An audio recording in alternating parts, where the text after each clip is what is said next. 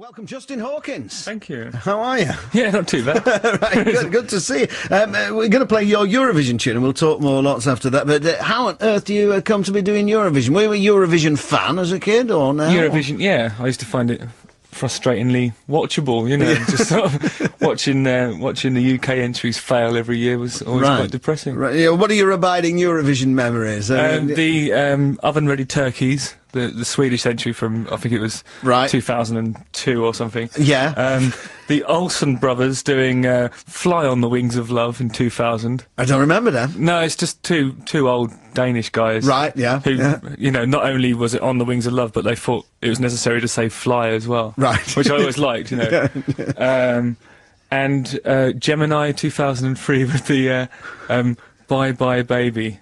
Was that the one that got Nil Point? That was Nil Point. Yeah, yeah, right, yeah. Quite an impressive total. Were they a duo? They were a duo, but they had 4 other people dancing around them. Right, okay. One of whom pretended to play the Spanish guitar with one finger. Right, okay. Very impressive. All right, yeah. Who are you up against? Now we're going to listen to the record, and obviously we'll try and galvanise... Well, I don't know, are we allowed to galvanise radio to support Behind Justin, or have we got to be strictly impartial as the BBC?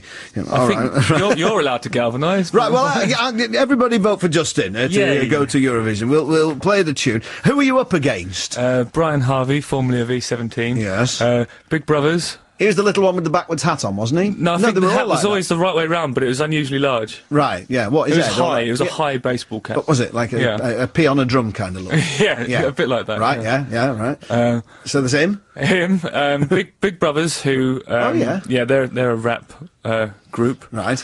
Someone called Cindy, who's a French girl who's signed to Sony in the States, but is singing for, or hopefully singing for, she hopes to be singing for the UK. Right. Liz McLaren, formerly of Atomic Kittens. Oh, yes. And she was on Celebrity Love Island, I believe. Oh, the Love Island. Yes. Right. She was on that, yeah. And Scooch, who are... I don't know. Yeah. Okay. All right. Yeah, there you go. If you don't win, I hope you're not going to be kind of looking all pally and putting your arms around them. I hope you'll have the decency to look miffed. I won't weep and hug. No. I'll look cross and storm off. Probably. It's my birthday.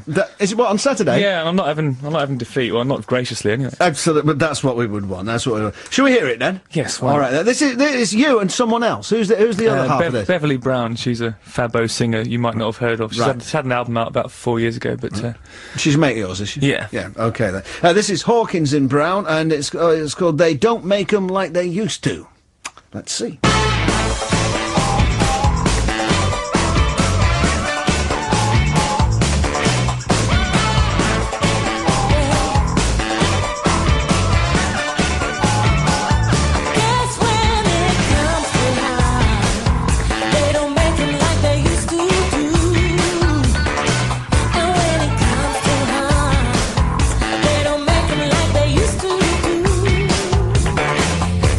Today is gone.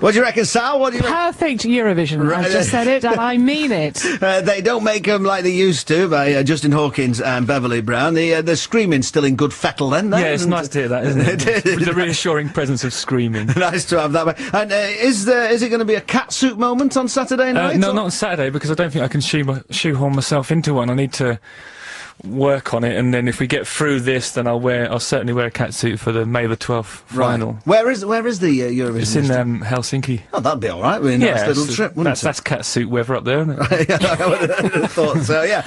Right. So it's on Saturday night on the telly, and I don't know what time it's on. Actually, do you know what time it's on, Justin? No idea. Here we go. Eurovision, Making Your Mind Up at 7:30 on BBC One this Saturday evening, and then the result will be around 9:30 the same evening. We'll talk more to Justin Hawkins. Justin Hawkins is here. We wish him well on his Eurovision quest as a sort of some kind of glamorous catsuit-clad night. Yeah, it's going to be beautiful, isn't it? The Darkness was a sort of glorious Warholian 15 minutes of fame, wasn't it, really? Which, yeah, I don't know, it lasted, the first sort of 7.5 minutes of it lasted for about 2 years. Right. You know, we kept sort of promising to make a second record, and then finding ourselves touring in places where they hadn't bought so many of them. Right. Desperately trying to get everyone worldwide to sort of be our friend. Yeah. I don't know, we went around the world a few times and had really good fun with it. Yeah, I mean, from the outside, it seemed to go from sort of the pubs of Lowestoft to the arena circuit in about 3 weeks. But we always behaved as though we were in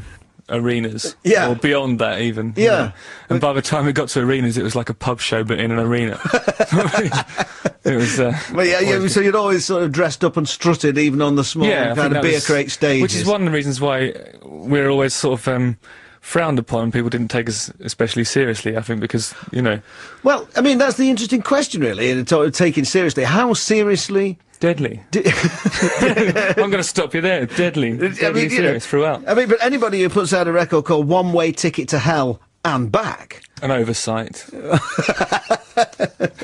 I mean, you know, people ask the same question. It's not to denigrate what he did, because people ask the same. You know, Freddie Mercury had a sense of humour about what he did. I think that's the only kind of magic that we had to preserve, really, because there was none of that.